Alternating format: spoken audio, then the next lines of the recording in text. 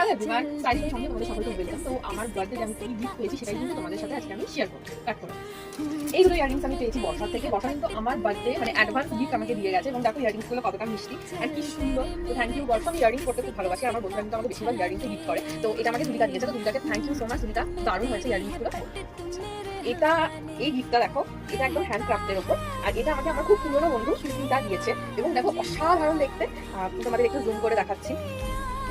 তোমরাও যদি এরকম কাজ পাওয়াতে চাও অবশ্যই নাম্বারটা শেয়ার করবো, কারণ আমি ওকে বলেছি ও যার থেকে বানিয়েছে আমার ওর কাজ খুবই পছন্দ হয়েছে। যে বানিয়েছে এটা আমার বার্থডে গিফটের জন্য, তো তাকে অসংখ্য ধন্যবাদ। আর এটা খুবই সুন্দর।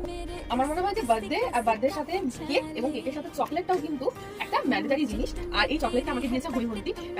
মানে কি বলবো, জন্মদিন মানে হচ্ছে নতুন একটা জীবনের শুরুর বছর, আর ও আমাকে মিষ্টি মুখ করিয়েছে, তার জন্য হৈমন্তীকে অসংখ্য ধন্যবাদ। Thank you Haimanti.